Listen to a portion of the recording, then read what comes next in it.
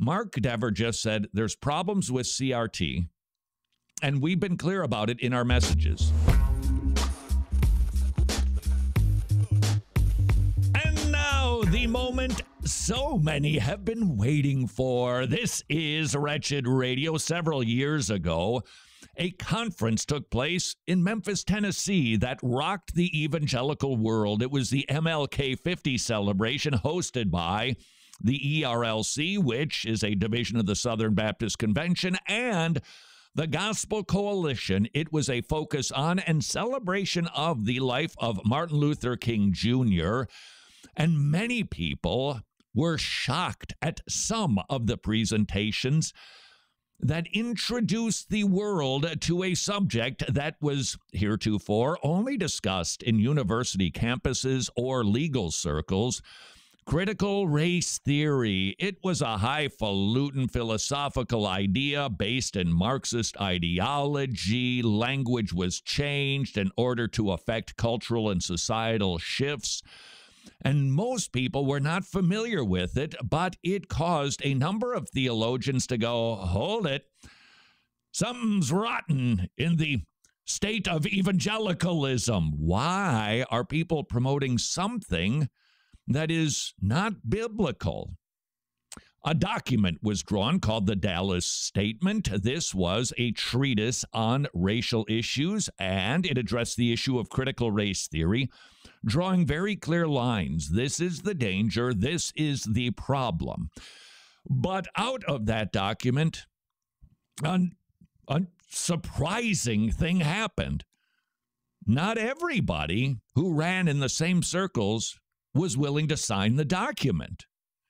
And we, since that time, have seen a rather shocking shift in allegiances, alliances, and relationships. I think the easiest way to see this visualized would be the conferences themselves. The major conferences that we all tend to be aware of, the Gospel Coalition, Together for the Gospel, the Shepherds Conference. You can now toss G3 in there. People who used to share platforms together aren't anymore. And the conversation as to why this is happening has not taken place publicly, at least, for anybody to understand. Why is this happening? What's going on? How are we to treat one another? Are we to have fellowship with people that we used to listen to at conferences, but now we don't because there seems to be division? There has been a lack of clarity. Now, many people who didn't sign the Dallas Statement would say, I've been crystal clear. But not everybody agrees. And what you're about to hear, I believe we should look at as a hopeful encouragement that we are now going to hear clarity from people who have been found to be rather non-vocal on the subjects of critical race theory, systemic racism, white privilege, intersectionality. Mark Dever, he's the president of Nine Marks Ministries. Ligon Duncan, the chancellor of Reformed Theological Seminary, sat down to discuss the panel discussions that are going to take place at the upcoming and final Together for the Gospel conference. And I have to tell you, I think we can be hopeful about this. Now, time will tell, but I believe we should hear what we're about to hear and go, okay, all right, good. We look forward to that. Once we hear what they have to say about some of these contentious subjects, then we can process things. But I think at least ramping up to it, we should be hopeful. And as the speakers of these panel conferences prepare, I think we should prepare too. We might hear differences of shading and opinions on particular aspects of critical race theory. What does that imply for our fellowship with one another? What does that tell us about whether or not we can in the future do conferences together, do Christian ministry together, fellowship with one another, take communion together? Those questions hopefully will be answered at the Together for the Gospel conference because of what Mark Dever and Ligon Duncan had to say about the panel discussion that's going to be held on critical race theory. There are huge problems with the presuppositions of critical race theory. Hold it right there. I'm sorry. We chalk talk a lot of things. We're going to hear the totality of the dialogue that took place between these two men. But if you've been wondering where Mark Dever stands on critical race theory, there are huge problems with the presuppositions of critical race theory. Shouldn't we be encouraged by that? He just said there's problems. Now, I don't know how fervently he believes that regarding the intensity of the issues, but can't we accept this at face value and go, okay, all right, that's good. There are huge problems with the presuppositions of critical race theory. And, oh, by the way, that would be Ligon Duncan in the background, who has also been accused of being on the wrong side of the issue. Well, based on, what is that, 3.5 seconds, at least we can look on the bright side, can't we? After all, it isn't just a song about looking on the bright side. It's a Christian attitude and ideal that we put the best construction on everything. Mark Dever and Ligon Duncan, who have found themselves embroiled in a lot of blogging and presentations about the people who appear to be in favor of critical race theory, at least said this. There are huge problems with the presuppositions of critical race theory. And I think we've addressed those in our messages and sermons throughout, but it's like... Okay, before he explains that, this is something that is interesting and requires a fair amount of thoughtful nuancing. Not to be evasive, but to be considerate of a lot of different aspects of church life and church ministry.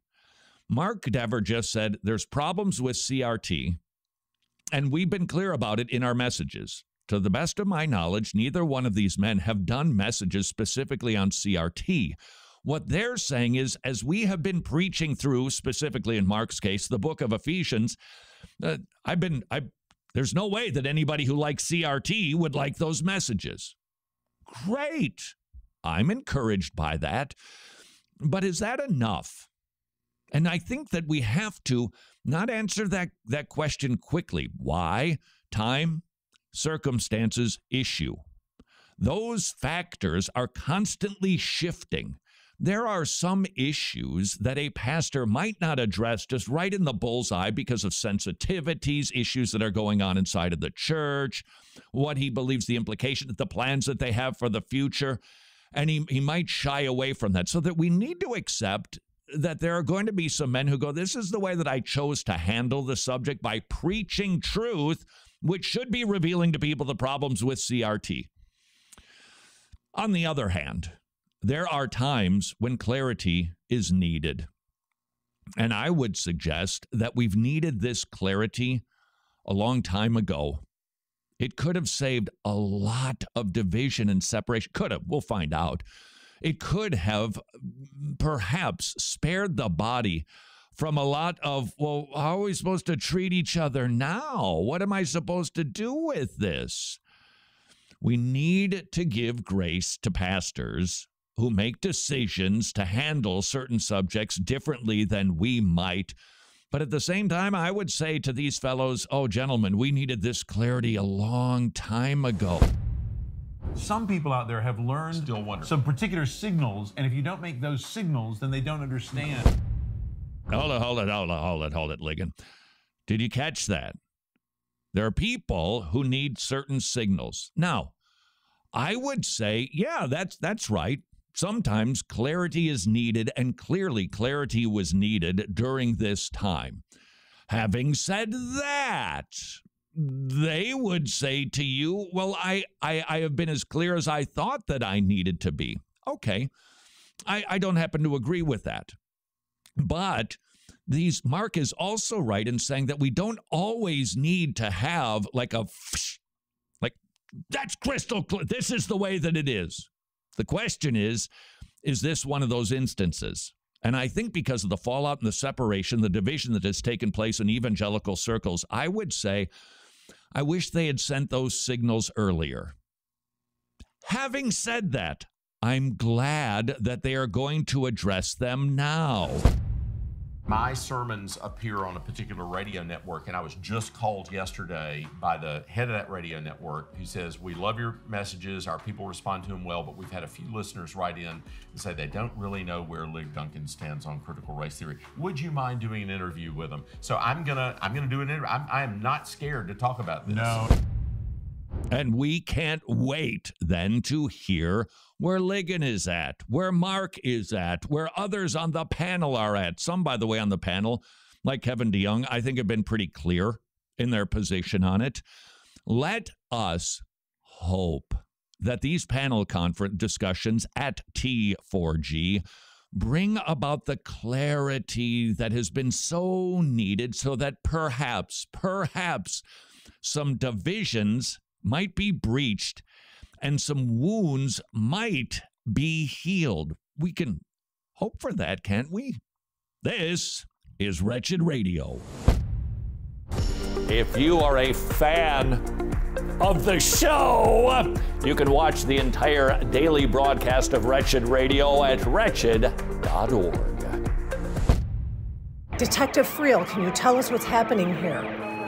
Yeah, what's happening here is a clear demonstration of the noetic effect of the fall. Genesis 2, Paul elaborates in Romans chapter 3. Jeremiah tells us that everybody's heart is deceitful and wicked. What's going on here? Sin.